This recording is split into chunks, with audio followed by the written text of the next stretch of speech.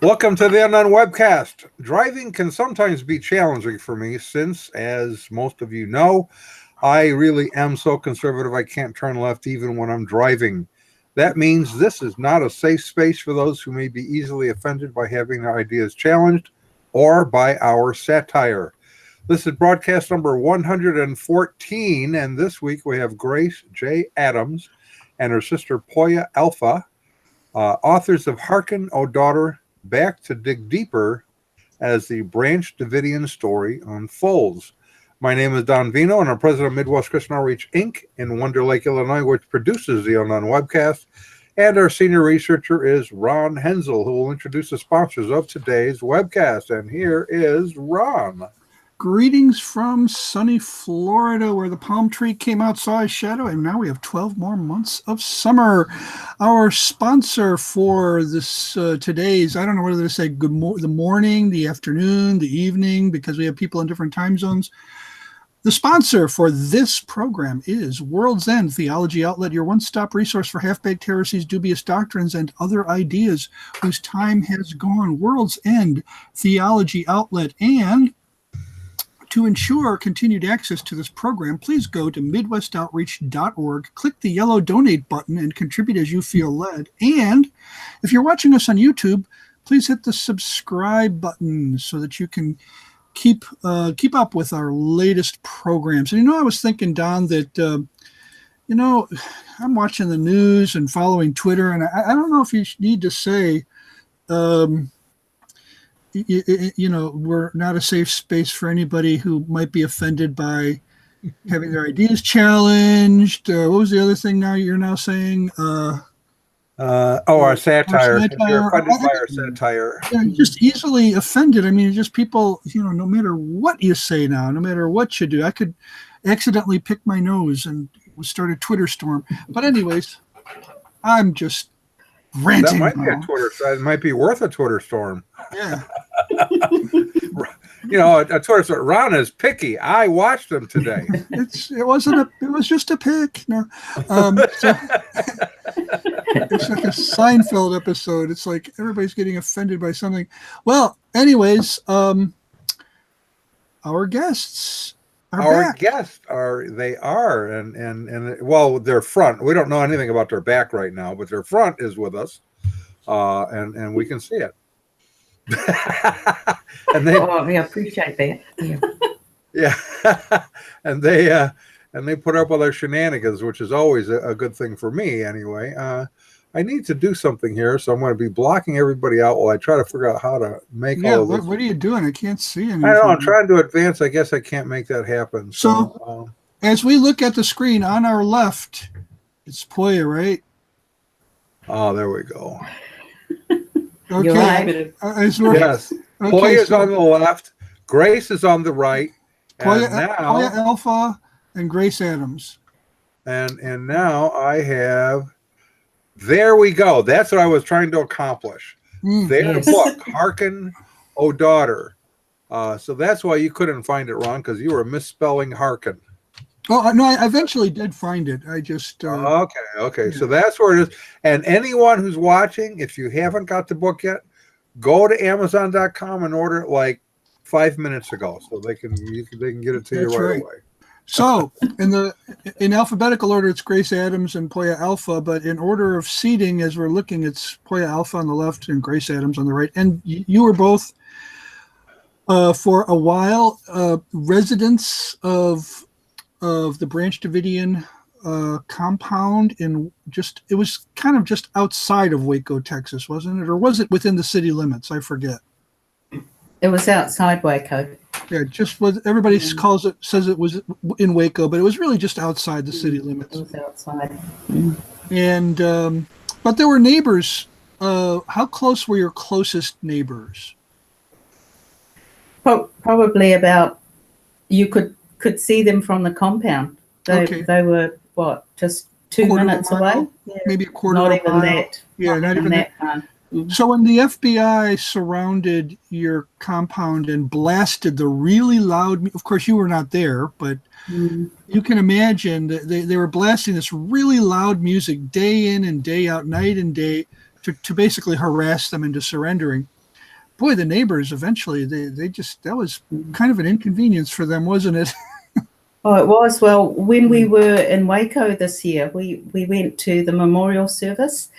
We actually met a lady at the counter who checked us in, and she told us she was a neighbor there.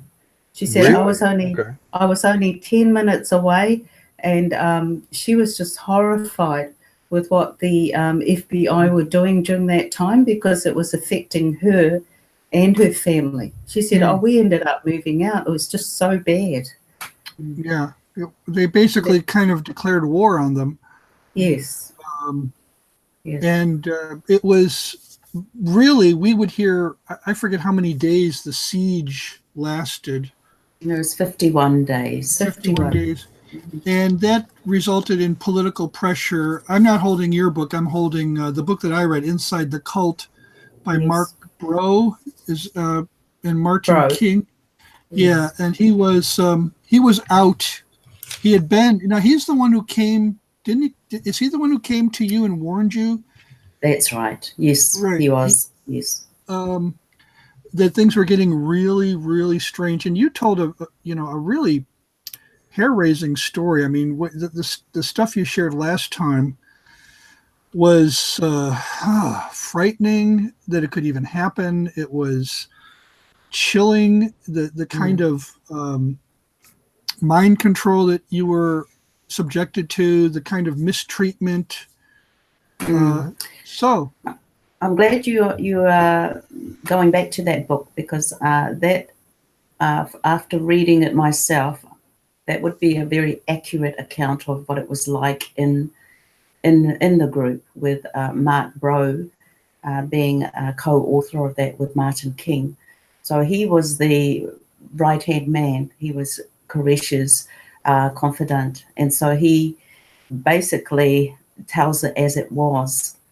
He also was the one, as you mentioned, that came over, and he sounded an alarm for us basically before we went to check this new light out in 1990. So we travelled to Waco in 1990 for what they celebrated annually as Passover. So Mark Bro was a very he was very instrumental in helping us to be aware of what we can expect when we go there. Now he could have said, don't go there at all. We had already paid for our tickets. He'd come over and he warned us.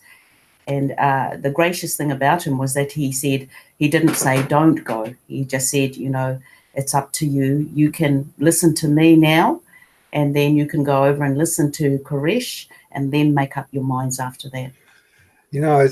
Something struck me when you were just describing that a minute earlier, as you were going for the new light. And I went, that sounds just like something a Jehovah's Witness would say. Absolutely. That is almost directly from the Watchtower, because as they change doctrine, it is new light. Now, yes. I see Mark Bro has a blog. He contributed to it in April of this year, which would have been around the time of the anniversary, wouldn't it? Or maybe a little later. I forget. What do you know? April 19. Oh, okay. This was an April 30th blog post. Do you know what's going on with him lately? At this stage, he's keeping a low profile, as far as I know, with cult work. So I'm not sure really if he's actively doing anything. I know that the Australian people that were involved, the former members, are also, not wanting to have anything to do with that, that experience. So no, we really aren't in any aware. We're not aware of whatever he's doing about it. Did you know him well? I mean, before he came to warn you, had you met? How well did you know him before then? When my husband and my then husband and I travelled to listen to the studies for the first time in 1986, that's when we first met him in California, and he was taking studies for the group in the absence of David Koresh. So I knew him in that context, but I didn't really know him as a good friend, so to speak. It was only until they called us up to see if he can come over and talk to us. I read that he was a divinity student in the Los Angeles area before he joined the cult. Is that accurate? That's correct. He was he just graduated from Loma Linda to be a pastor. Apparently, they did not accept him basically because of his eyesight. He had everything else was ticked except for his eyesight, and really? I don't know why that was. He does have as far as I can recall, he's got 10% vision in one eye and no vision in the other eye. In the photographs in the book, you can see he looks, like there is something different about his eyes. Yes. But then George Whitefield, the famous evangelist from the 18th century, his eyes looked almost identical to Mark Bro's. Wow. But he might have not. He might have had better vision. He just his picture reminded me of images of George Whitefield. Right. Well, he was very disappointed. I'd like to move along on a little different track here for. Okay. Well, I had one question. The reason I was asking this, and then the fact that he was a divinity student and almost a pastor, did that give any credibility? Did that add credibility to the Branch Davidians for you, or did you take any note of it? I didn't know his background at the time, but when he did take the studies, he came across to me as someone very learned and very intuitive as well. Okay. Oh, go ahead, Don. I'm sorry. Yeah, because we had spent some. This is good. I mean, this is a good thing to kind of know who he is. But their adventures getting in, what happened while they were in. I kind of wanted to spend some time this webcast talking about the process of leaving. What was it that said, I think there's a problem and I need to go? And then what was the process of changing beliefs? How did you know that what you believed there was wrong versus what you believe now is true? And then what kind of transition did they go through to get involved in a local church? Did they get involved in a local church, and how difficult was that? Because there's quite a few people who've left cult groups who just have a hard time getting back into any kind of a church. So that's sort of the track I think we'd like to follow, because we have a fair amount of former cult members who do watch our webcast to try to figure out, what do I do next? Well, for me, yes. Sorry, go ahead. Oh, just so I guess where we're starting is what was the process of leaving like, right? Yep. Okay. Well, I'll start first because we were my husband. I will call my husband my former or my then husband because further down the track we found it difficult to get back to sort of a normality as a married couple. So I'll start with. Is that because of the cult involvement or some other issues? It was more so because of the cult, and that's why I asked Ron the question earlier. How did it impact with him when he was in the cult? But anyway, I do believe that the cult had a huge part to play in what happened later with our marriage. When we came back from Passover in 1990, we were a mess. We were both at loggerheads as well. I almost stayed, and had it not been my then husband's comment to me while we were in Waco, I would have stayed. And his comment when I told him that I had intentions of staying and that he was to go back home, and take care of our two boys, our two sons, who were at that time 3 and 6. He was very upset, to put it mildly. I had been talked into staying by the relatives that were there. And so I asked him to go back home and look after the boys, and I'm going to stay back and have further studies. So we came back with the mindset that I'm going to be still in the group, and he decided he was going to be out. Mm. What he said to me was, why don't you come home and say goodbye to your boys properly? Mm. And he drew on my maternal instincts at that time. He knew that my boys meant a lot to me. And so that's what changed my mind. Otherwise, I would have stayed. And so we travelled home. Really, there was hardly a conversation between us on the plane. When we got home, 2 weeks after arriving home, we were still not in a marriage conversation. I had cut myself off him, off that relational marriage relationship, because I felt I was one of Karish's wives, and I needed to keep honor him by keeping myself away from my husband then. So that was the mindset. We struggled with that for 2 weeks. We finally rang Mark Brower, and we knew he was going to be able to make some sense out of what was going on. And of course he did. He came and he did the studies with us. He showed us who was the Lamb in Revelation 5 verse 6. He showed us the passages in Psalm 45 that Karish was using to make the people believe that he was the one that needed to procreate with all the women. So once that was sorted, we felt relieved. We felt, okay, it's not what he said it says. So so that's how we were. You were curious about how the cult affected our marriage because of the way it affected yours. And what I'd like to note here is how invasive cults and spiritually abusive groups are in marriages, the marriages of their members, but it's not always to the same degree, the same severity. In your case, it was extremely severe.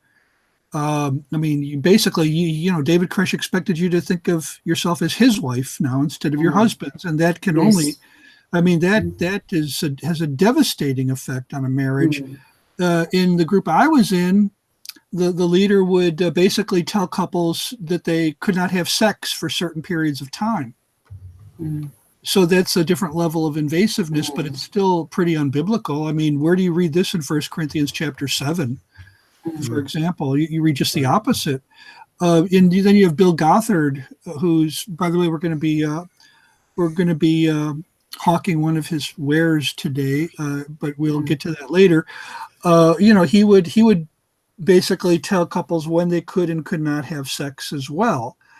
And so, this will, depending on the stability of the marriage, depending on really God's grace, I mean, it can even the lower level, even the less severe forms can have a very corrosive effect. The less severe forms of invasiveness. Yeah. And we spoke about the new light earlier, and that basically was the new light that Koresh was wanting everyone to move into, was that all women belong to Koresh.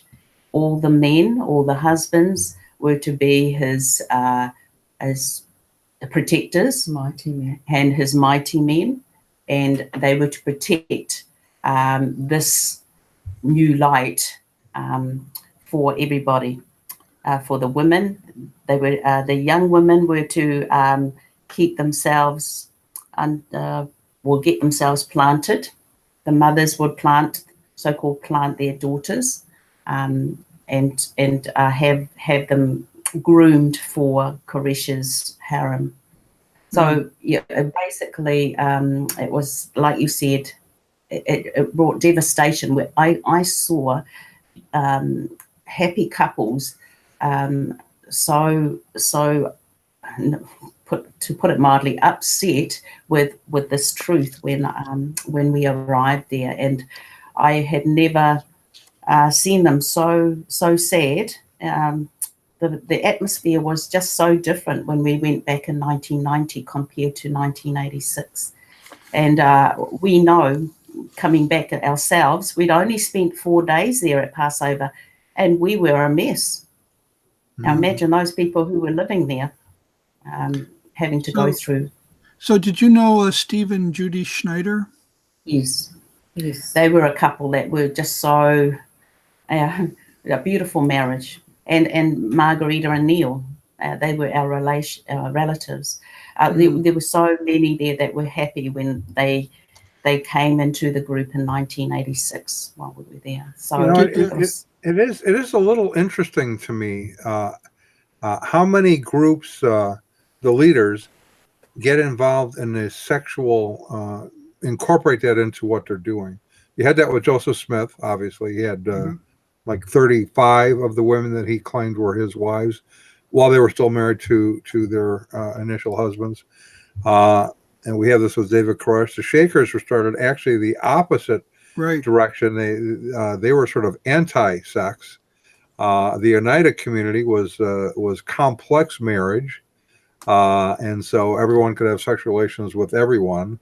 Jim Jones is another one who had sexual relations with quite a number of women. It's interesting what a central role that plays in so many of these groups.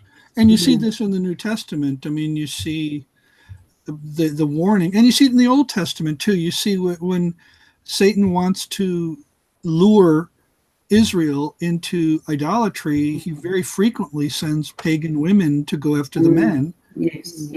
In the New Testament, you have male false teachers seducing women. So the reason I bring up Steve and Judy Schneider is because she had a child by David Koresh, didn't she? Yes, she did. While they were still married, there's a photograph in Mark Bro's book where the couple, Steve and Judy, are there holding the child that she bore. Her husband is holding the child that she bore to David Koresh. Did they survive the ordeal, or did they die? They were there in the compound when it burnt down. And so they didn't survive. They didn't survive. They did not survive. So, and how about their child probably passed away as well? Yes. Yeah. Okay. Well, it's but I Mark Bro seemed to think that was pretty tragic what happened to them even before their deaths. So I mean, it's just horrifying, and yet, just the idea that there are people out there defending. I mean, you can't defend the actions of the FBI. I mean, they clearly didn't know what they were doing, and they achieved a result that was totally contrary to what we would assume they were trying to achieve.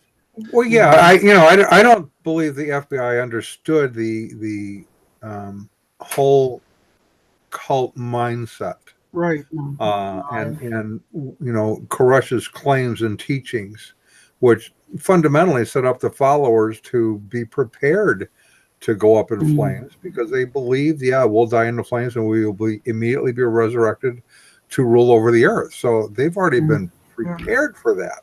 See, up until this point, we had not seen Heaven's Gate, for example. Right. Which in Heaven's Gate, I mean, these people deliberately committed suicide because they thought their souls were going to be transported to a spaceship that was following Halley's Comet. And so you don't. I can see how the FBI was just totally over its head. It didn't know what it was doing, but it was ignoring advice from the former members too. So I don't want to totally vilify them. I think that the apologists for the cult apologists have totally vilified the FBI and said that they were obviously out. There was something sinister going on, that there was something evil, that the FBI was just trying to crush freedom of religion and things like that. I think that's ridiculous. I think that's nonsense. I think the people who say these things are off their nut, But at the same time, I'm trying to how can anybody look at this cult, just some of the things that were happening on a daily basis there, and say that this wasn't anything but evil. Right. Now you have someone, and Grace and Poia, they can confirm this, but you have someone who you have come to embrace and accept as a Messiah, that he is here as Jesus Christ or something like that, and that he's now made these prophetic predictions about what will happen. And you simply have to submit to his authority. If you yield to his authority, you will be ruling and reigning with him. And so you are under his umbrella of protection. And there are other groups who have a similar kind of an idea. In fact, one of our sponsors. Great segue. We mentioned earlier that we'd be hawking somebody's wares at World's End Theology Outlet, your one-stop resource for half-baked heresies, dubious doctrines, and other ideas whose time is gone. As usual, they have questions. Are the youth in your church asking too many questions? Do they listen to music that leads to potential sins like foot tapping? Do they start yawning as soon as you mention the evils of Hollywood? Well, then you need Bill Gothard's Umbrella of Protection. It's on clearance this week at World's End Theology Outlet. It provides guaranteed protection from the attacks of Satan caused when you unknowingly violate unrelated biblical principles. All it costs this week is your Christian freedom. Remember, rebellion is as the sin of witchcraft, and witches ride brooms, not umbrellas. Note this offer is not available in Scripture. Bill Gothard's Umbrella of Protection, available on clearance this week at World's End Theology Outlet. Umbrella protection. This is central to Bill Gothard's teaching, by the way. We're not just making this up. He has a whole teaching on the umbrella protection and how being under the umbrella protection is right and proper. To be out from under the umbrella protection is rebellion, and rebellion is as a sin of witchcraft. And so people are afraid. Yeah, there you go. Afraid. I would say, Bill Gothard had a leg up in the beginning because he started his so-called ministry at a time when people were very afraid. He started, in the late 60s, early 70s, a lot of parents were afraid that their children were going to be sucked into the anti-establishment left-wing drug culture, hippie, freak, weirdo, sex, drugs, and rock and roll, subculture that was burn really your drive card, burn your bra after you take it off, obviously. But, hopefully, could hurt otherwise.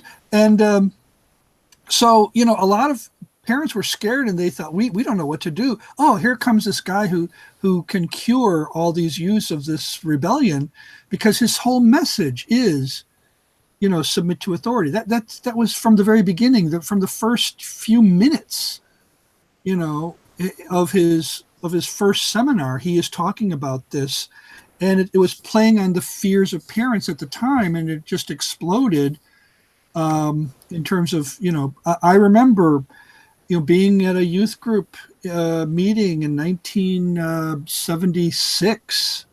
And there were loading buses full of high school kids to go to Erie Crown Theater in Chicago to listen to this guy talk. And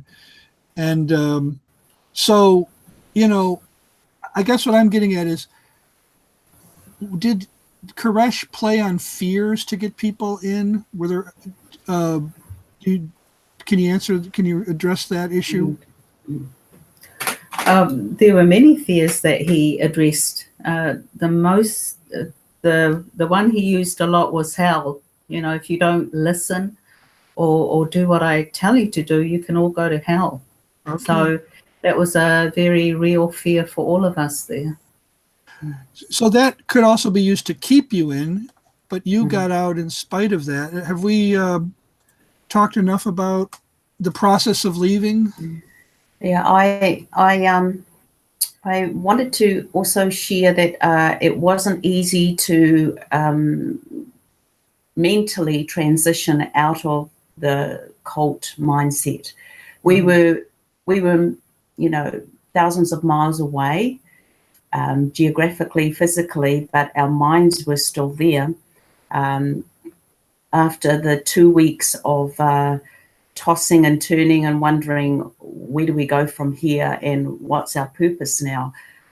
Because we needed to know what was truth, and that's what happened when Mark Bro came over. He shared the true meaning of what Psalm 45 was talking about, and so that truth that we were not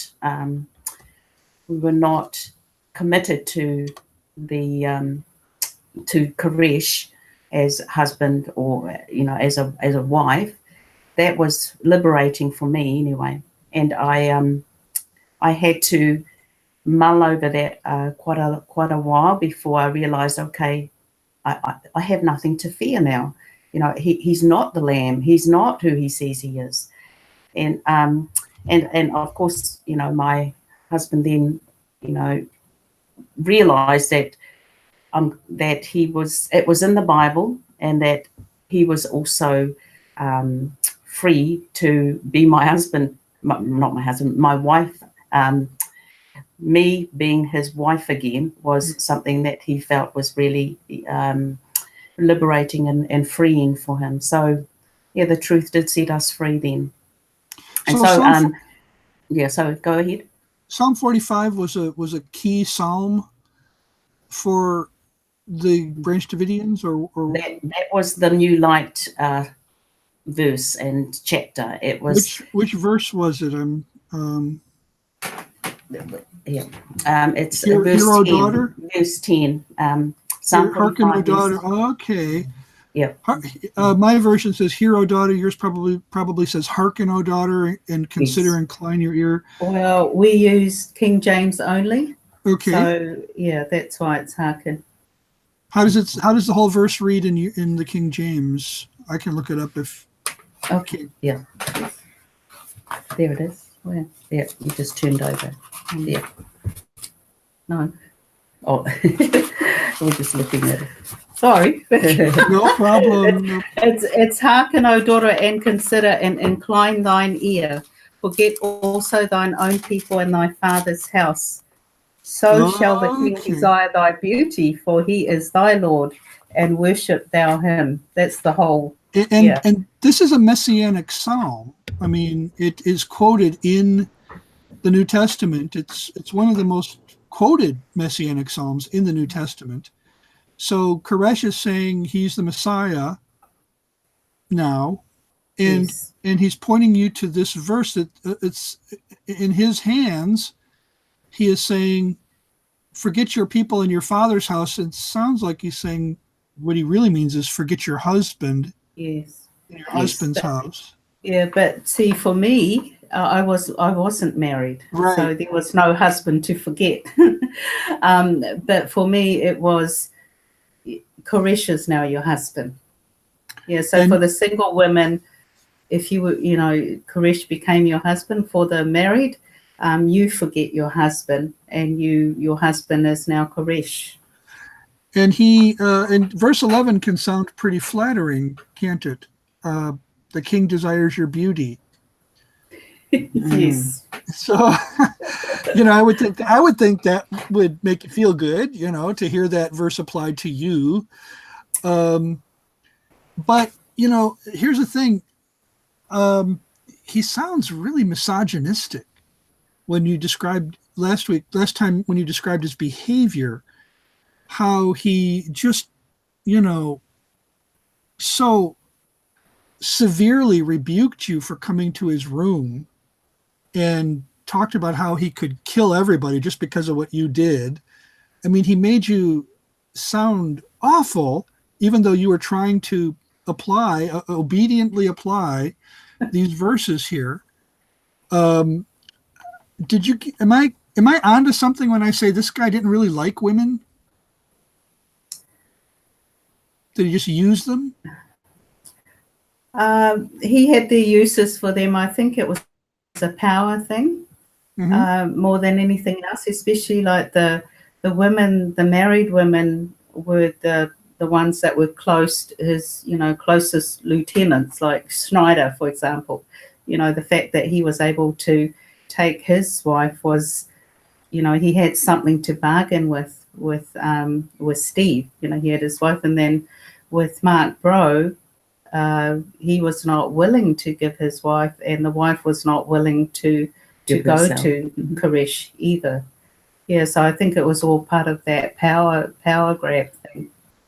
Yeah, it was definitely power. It was definitely to please himself. Yes. But then the way he would lash out so quickly when he didn't get his way. Oh, absolutely. Absolutely.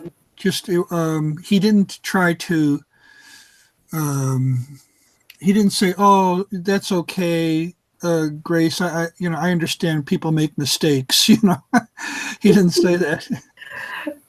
Well, apparently what I did was out of line, because you don't go to him, he comes to you. Right. It's the other way around. Yeah. Is that way he can be in control? You messed his system up. Right. That way he could be in total control and totally dominating. Right. There's protocols here that you were violating. Yes. Yeah. Right. He doesn't like women who are forward in his view. He doesn't like women who have a mind of their own, who take things into their own hands. He doesn't like that. No, he didn't like that. No. Those are strong like your women. initiative. Those are strong women. Those are women who they have a mind for what they're looking for. Yeah. And he doesn't really no, I'm sorry. So now you're out of the group. What is the process then for you to unwind? Joy and I, my wife and I, call it unwinding from the cult teaching.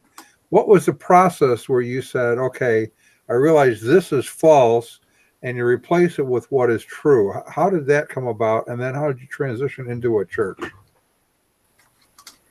Well, for me, mine was very difficult. Like I left in 1990. This was after Poia had gone, but I went back again with my younger sister in 91, stayed there for 6 months, and of those 6 months, I was confined for 4 months. So coming back to New Zealand, there was a lot for me to sort through. Mentally, I was drained. I went into a deep depression, and I was that way for quite a few months. And insofar as God went, I did read my Bible. However, it was the King James Version. So every time I read the Bible, I would get triggered. Something I would read and I would remember David's teachings, and then I would be scared. So after a while, I decided, I'll put my Bible away, and just did a lot of sleeping, really. I was just too tired mentally, physically, the whole thing. After I was just a mess. So the Bible thing didn't come till later on. I could not cope with church. I couldn't cope with Bible. I decided to read the Living Bible instead, and that read differently to me. And I was able to be comforted by that version as opposed to the King James Version. So the process of coming back to the Lord took a few years. And I did things like I took up new hobbies. I learned how to play the saxophone. I learned how to, I wasn't good, but I learned. I joined a band. It's interesting you say that, because one of the comments we hear is someone always thought it was Saxon drugs and rock and roll. So. Sex, drugs, and rock. So I started coming out of my shell. I had a lot of fun, but these things I was having fun with were not church related things. They were hobbies. I took up exercise. I adopted a dog. I adopted a cat. And I enjoyed looking after them. I went back and did some traveling, and actually what helped me as well is I went back to Waco. You know, that was one thing I always had on my mind. If I ever got better, I would go back to Waco because I wanted to see what I would be like if I was going to be okay confronting those who, you know, who were in the group, or not so much confronting, but just meeting them. And when I did meet them, I just felt a real love for them, you know, a real compassion for them. And I found a connection that I understood their pain because I had gone through it myself. What year would that have been? That was 97 when I went by myself back to Mount Carmel, and some of the survivors met me there. How important was that to you for getting you further along in the healing process? It was significant and important in the sense that I wanted to know, am I going to be okay to meet with these people? Am I going to be okay to be on the actual property where all these things had happened, not only to me, but to my sister, and all these other people died? And I felt a real sense of freedom and peace doing that. And I, yes, go ahead. Branch Davidians still exist, right? I mean, they're still. They do.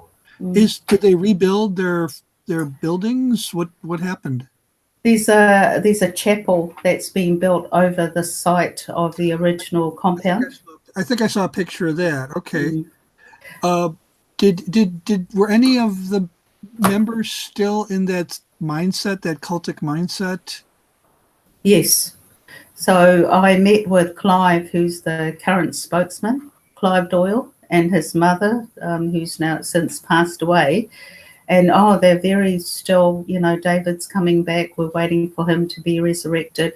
And so to some of the members that I met were still the same. And you didn't find it triggering or anything? You didn't find it? I just felt sad for them, but I understood where they were coming from. You know, I was there, so I understood why they were still there. So I can see how that would have been really significant, because you could now look at yourself and say, I'm to a certain extent, maybe to a large extent, I'm over this. I'm past this. I've moved on. And that's I can tell you from personal experience, it's very difficult.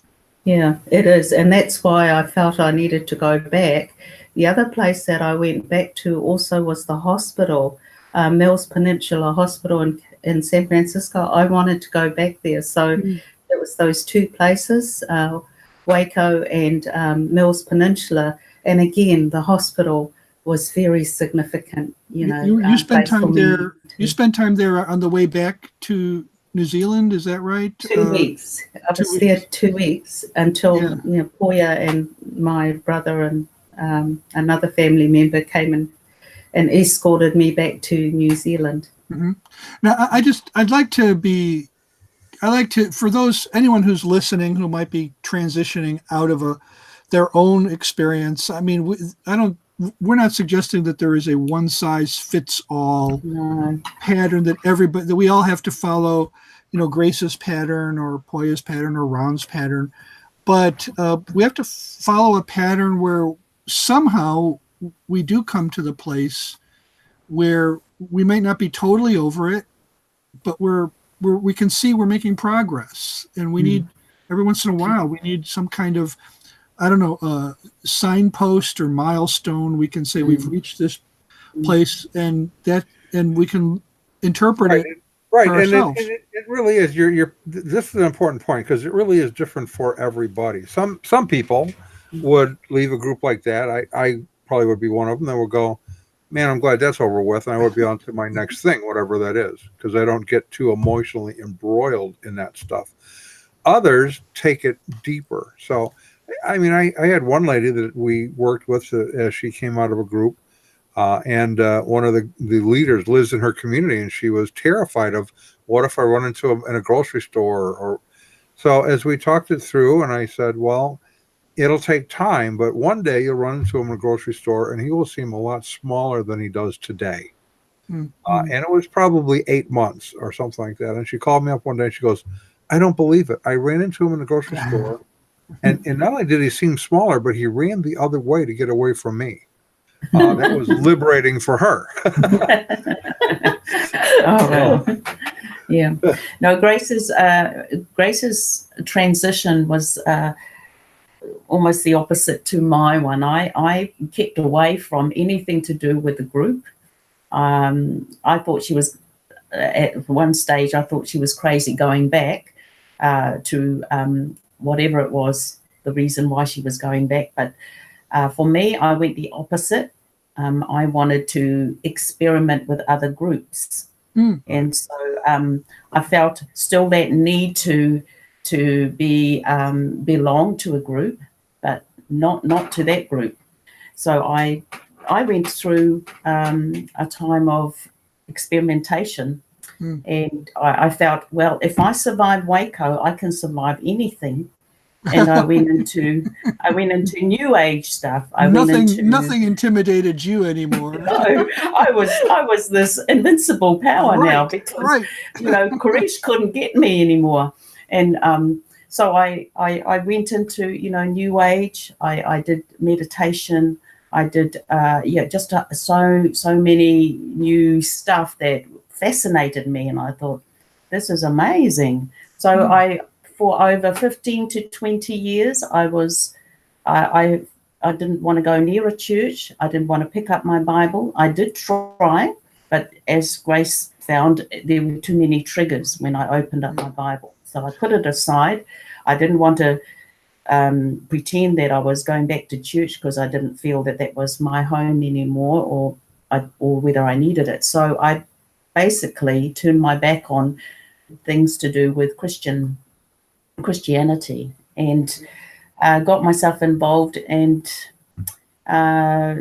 later on, I knew God was still there, though. That's the thing, is that when you've had a relationship and an encounter with the Lord prior to going into the cult, he's there. But I knew also that I was going the opposite way to what I knew he wanted me to go through. And I felt, no, I've had enough of this Christian thing. And I was almost in rebellion because of what had happened to myself and my family. And so as I said, it took about almost 20 years, and it was only until Grace came back to New Zealand. And then what year was that? And that was in 2013. Wow. And I had been, as I said, I'd been listening to Ravi Zacharias and all these other programs on radio and TV. And that was all that I did to sort of still stick with God, so to speak. But when Grace came back, we started talking, and I started watching her and how excited she was going back into church and running these series at the church that she was attending. What series? And the cult awareness series. And so she just asked me at after one of the series, she said, so I'm going to do another series next year, and seeing you've come through the new age and all that stuff, how would you like to talk about your recovery and your experiences in these groups? And funny. What a good way to get you in. Yes, and that's how I got in.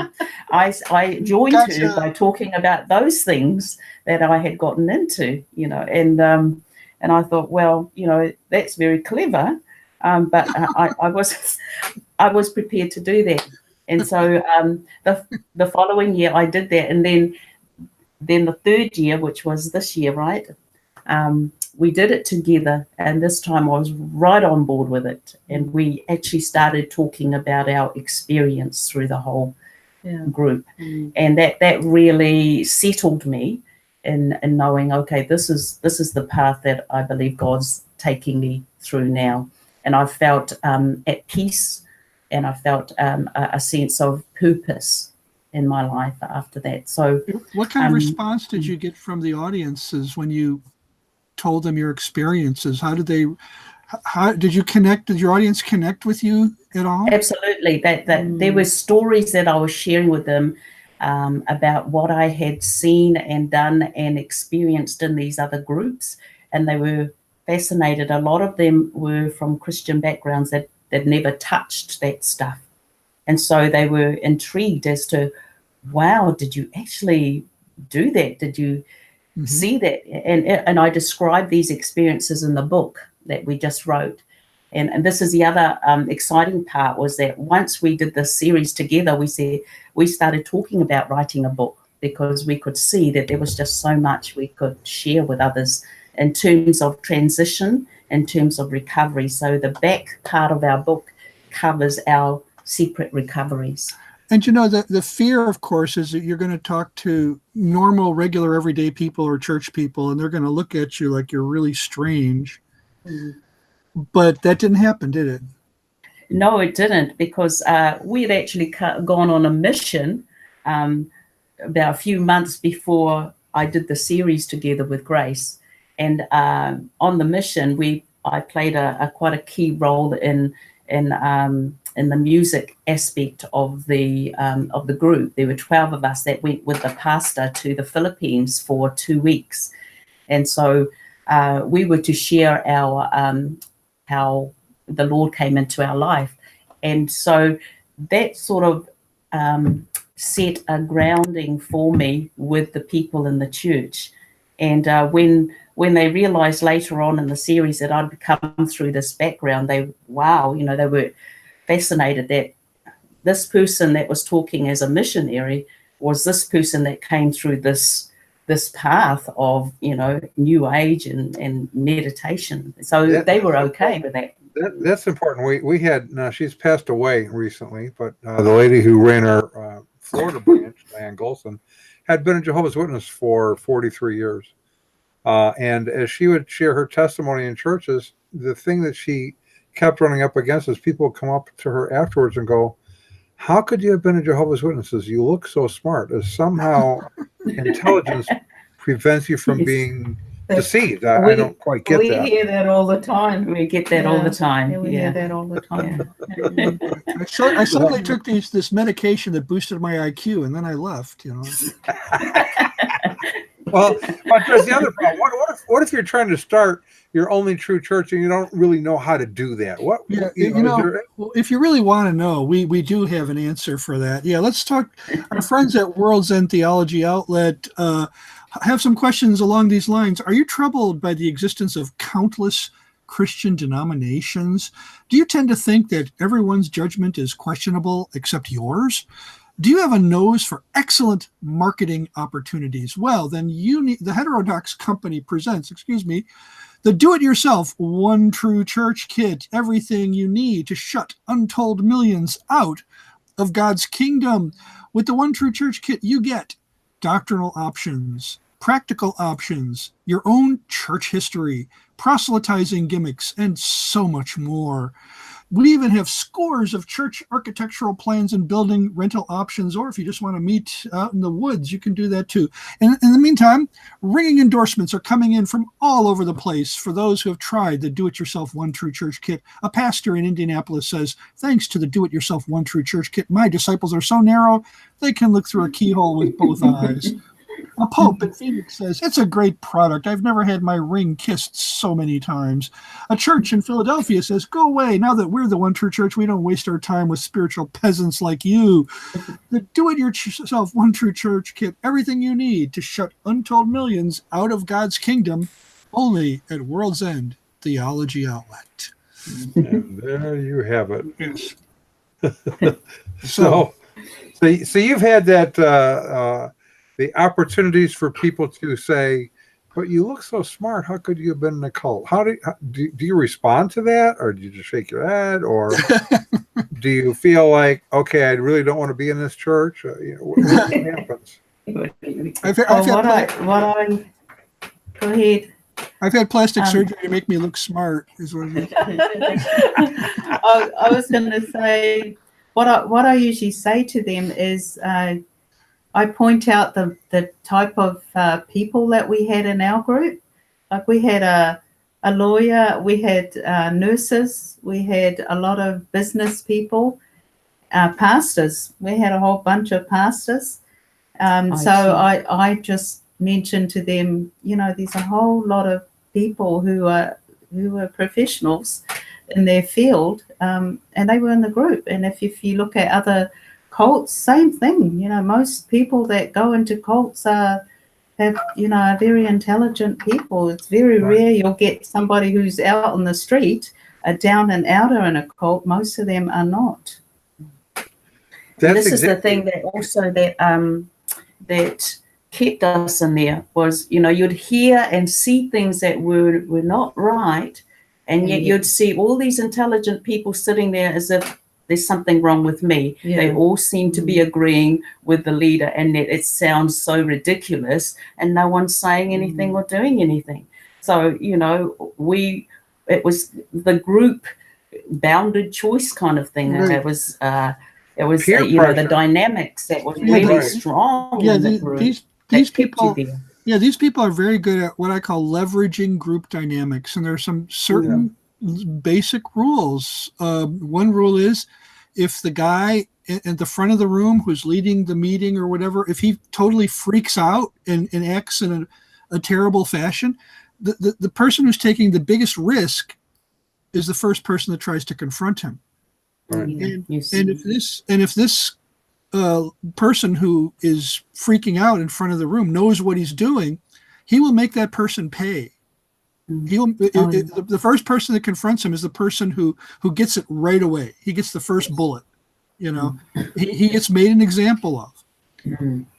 Don, you had a story like that from the church that you once attended, and it wasn't what I would consider a terribly spiritually abusive church. It's just that your pastor was a bit unhinged at times, and you told the story where they had they made a rule that they were definitely going to end at 9:00, so the people could go home on time. It was a midweek meeting. We're going to definitely end at 9 p.m.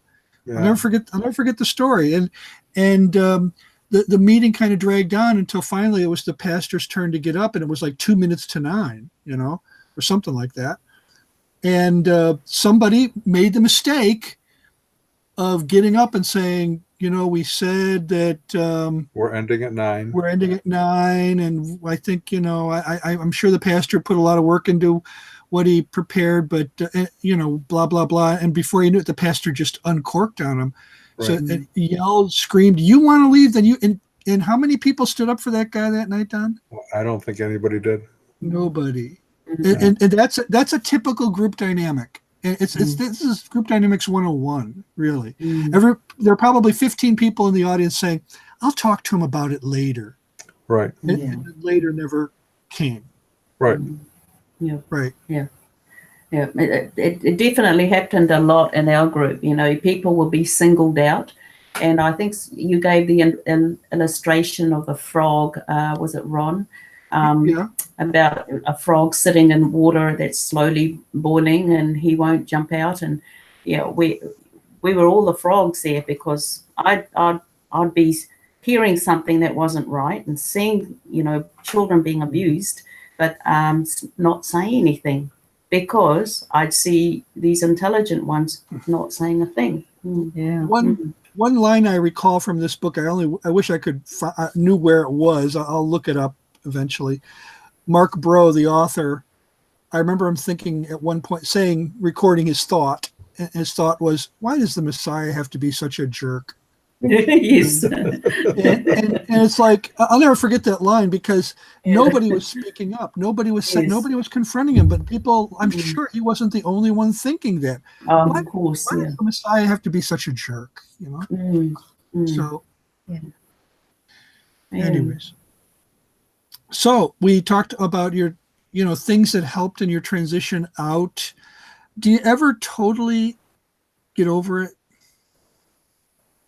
Do you think? I think the memories will always be there. You learn to cope with, with your past, and you move forward. You're moving forward, but your past is your past. And to be able to then share your experience to help others, I think is a huge thing for me, that God's turned around something that was meant for evil for good, and that's what excites me. Yeah. Yeah. So you transition into a church now. What kinds of things do you see differently today about your involvement in church than you would have before getting involved in Waco? I mean, for example, when the pastor gets up to preach, do you just listen to everything he says and accept it, or do you go, wait a minute, how do I know that's true? Or is there something in between that? How does that affect how you listen to the pastor? How does it affect your dynamics of involvement with the group overall? Well, that's a good question, because now when I'm listening to a sermon, or if he says something, I check it out, or I go and ask him, what did you mean by this? So I'm thinking more about what I'm listening to, and I do check it out now, rather than taking it, well, he's the pastor, so he should know. Right. I'm sort of sitting there, and I'm just want to evaluate what I'm listening to. I think part of what set me up a little bit was the fact that I'd had Bible college training in my past, and I kind of would beat myself up, berate myself over how could I get sucked into a cult, having had that training. But it occurred to me later on that I came into a cult that was basically a psychotherapy, group therapy cult. And I was totally out of my league. I did not know anything about this subject. And that's why I constantly was deferring to the leader. This was his specialty. He was claiming all this vast experience, which I later found out was almost totally bogus. In addition to claiming to be a prophet. In addition to claiming to be a prophet, he was claiming 20 years experience in counseling. Now, he was only 40. Actually, he was like 39 when he was claiming this. And so it's like, oh, yeah, you have experience going back to when you were 19. Yeah, that really counts on a resume. But, he could be very persuasive, and he there were so many people, like, Don, you said you knew the same guy, and you had an evangelical pastor refer you to him. I had an evangelical pastor refer me to him. He had a lot of connections. He was losing them quickly. I didn't realize, but he had a lot of connections in the evangelical world, which gave him added credibility. Right. So we had all these people saying, yes, this guy knows what he's talking about. And he was specialized in something that I wasn't trained in. And so, I deferred to him. He knew what he was doing. He knew what he's talking about. Like with you, this man knows the word. He knows, especially the book of Revelation, right? He knew that one. Yeah. Right. Yeah, And what he didn't know, he made up. Right. Right. Well, what we've also done is we've gone back and been involved in learning how to read our Bible. How do I read my Bible in context? So, that was really important. So the church that we're going to, they offer this, it's through Wycliffe. It's called Deeper Bible. And we go through the Bible, and we, learn how to read it in context. And it's great. We're excited about that. And there's also another women's Bible study fellowship, BSF. Oh, so yes. we joined them as well. So, we've done a lot of things since then to help us to understand what we're reading, and to go back to the foundation. Excellent. Yes, Bible study fellowship. We have ladies in our church who really love that. So, Yeah. okay. Well, cool. Well, so we are really at the end of our time here. We're running a little bit over. If the book again is, should I try to put this back up here? Yeah, we'll try to do that so people can see the cover. Hearken, O Daughter. There we go. Hearken, O Daughter, by Grace J. Adams and Poia Alpha. and you can order that on Amazon.com, and they'll get it right out to you, which is good. Oh, there I am. Lost my camera for a minute. I went, Wherever you go, there you are. Wherever I go, there I am, And when I'm driving my truck and someone calls me, they go, "Are you there?" I go, "No, I was there a minute ago. Now I'm somewhere else." So No, I'm here. yeah, that's right. My life at 65 miles an hour, I'm always somewhere else. But if anybody wanted to contact you, is there a way to do that, or should they email us and we can forward it to you? Yeah, can they email you? They please? can. And then you can forward it to us, please. Okay, that's what we'll do. So get the book and read it, and if you have questions or want to say anything to them, email me. You can do that through our website, midwestoutreach.org, and I will forward it on to them. So it's been great having you two on again. Someday in my bucket list of places I would like to go, I'd like to go to New Zealand. Oh, yes, I've seen the pictures. Yeah, I just I don't think I have the money, and it's a really long flight. So you can always do what I would do, and then just stay there. When you get there, it's like just stay there. Based on the photos I've seen, I'm thinking, why would anyone want to leave this place? I've talked to people from New Zealand here, and I said, why did you come here? You've got everything there. It just looks so gorgeous in the photos. Well, for me, the answer is really simple. My grandkids are here. Yeah, we'll bring them with. That's okay. Ron, you want to walk us out of here? I sure do. So let's do that now. Our resident cult leader profiler is Neil before me. Our wardrobe manager is See How It Fits You. Our tinfoil hat provisioner is Just In Case. Our Jehovah's Witnesses coverage comes from Armageddon and D. Opposer. Our Mormon archives manager is Polygumus. Our liberal denominations bureau chief is Lucy Goosey. Our transgender issues coverage comes from Ben Hur. Our special correspondent for cults based on the Hindenburg disaster and flying turkeys, Ode to Humanity. Our fact-checking supervisor is Yoleg Pulling. Our technical assistance comes through Murky Research. Our legal advisors are at the law firm of Dewey, Cheatham & Howe. Our grievance resolutions director is Giovanna Pisami. Our director of privacy assurance is Wiretapping. And our original idea sourcing comes from Drew A. Blank. The Unknown Webcast is a production of Midwest Christian Outreach, Inc. in cooperation with Emergency Managed Care Productions, both of whom are solely responsible for its content, but you'll never ever prove that in a court of law. Never. Nope. Yeah, it's a hopeless cause. Don't even try. Don't even think. Forget about it. Okay. Forget about it. Yes, my mother thanks you. My father thanks you. My cousin in Cincinnati thanks you. All right. All thank you.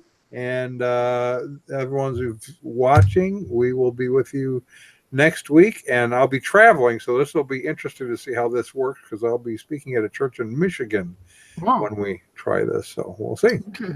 Thank you. All right.